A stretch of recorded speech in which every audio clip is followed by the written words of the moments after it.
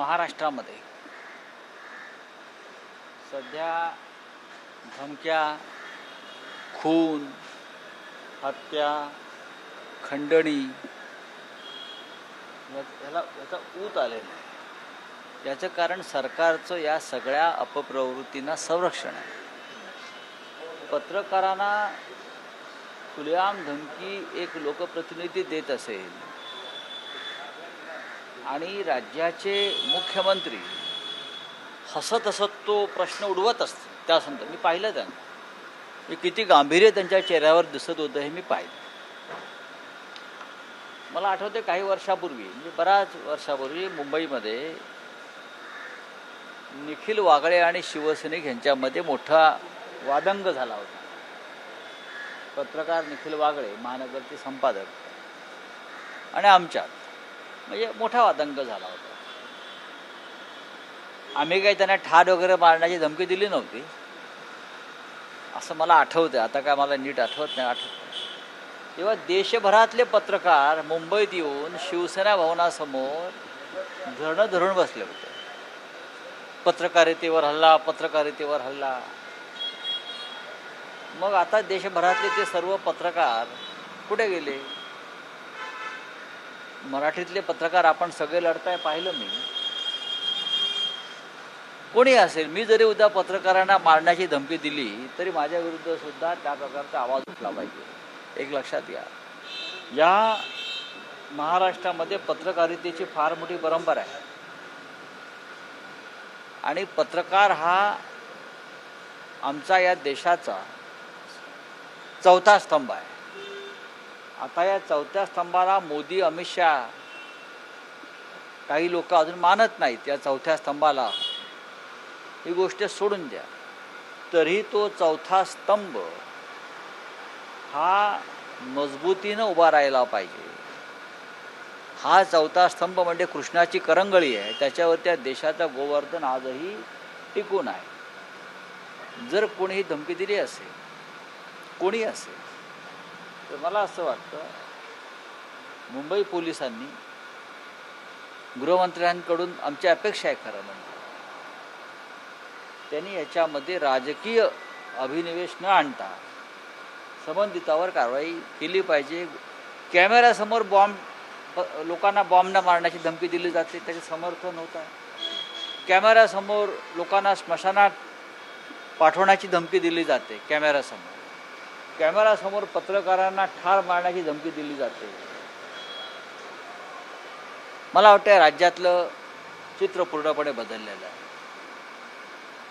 हे राज्य कलंकित होत आहे, हे राज्य बदनाम होत आहे. या राज्यातला संस्कार आणि संस्कृती ही गेल्या काही काळामध्ये धुळीस मिळवली जाते.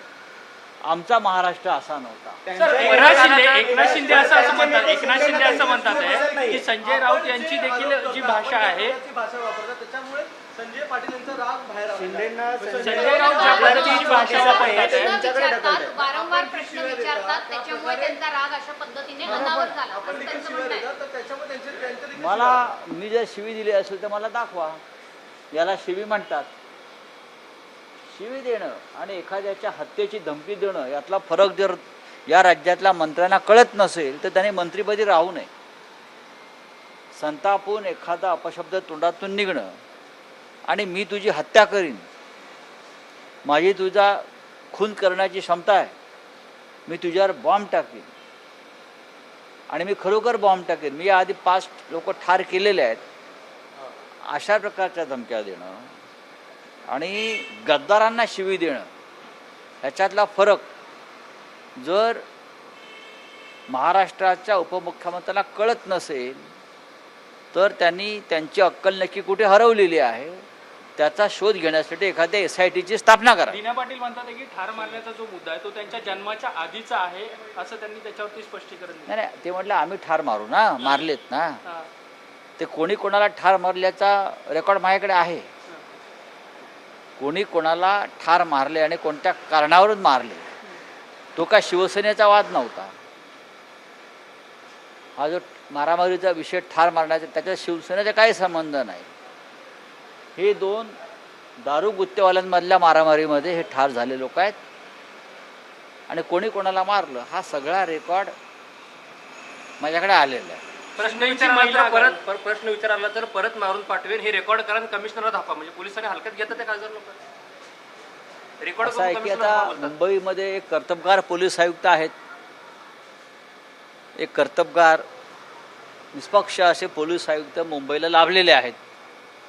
त्याच्यामुळे जर एखादा लोकप्रतिनिधी असलेला गुंड की मी पोलीस आयुक्तांना जुमानत नाही, मी तुम्हाला ठार मारण्याची धमकी देतो आहे पत्रकारांना आणि कमिशनरला जाऊन हे ऐकवा, हे म्हणजे बिहारमध्ये अशा प्रकारचे काही माफिया मी बघितलेले आहेत, अशा प्रकारची भाषा करणारे.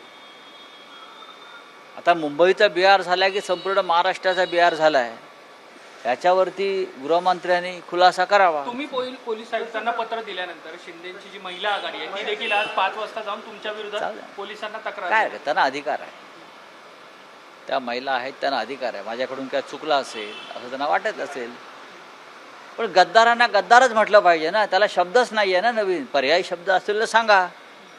गद्दारांना महात्मा हा पर्यायी शब्द होऊ शकत नाही ना. गद्दारांना महात्मा, आचार्य, सत्यवादी, प्रामाणिक हे पर्यायी शब्द नाहीत.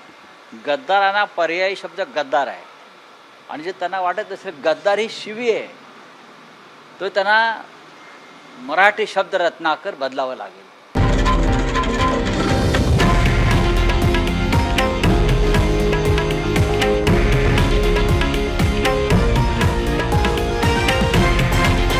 हे आहे देशातील नंबर 1 न्यूज नेटवर्क आणि आपण पाहत आहात TV9 मराठी, एकमेव.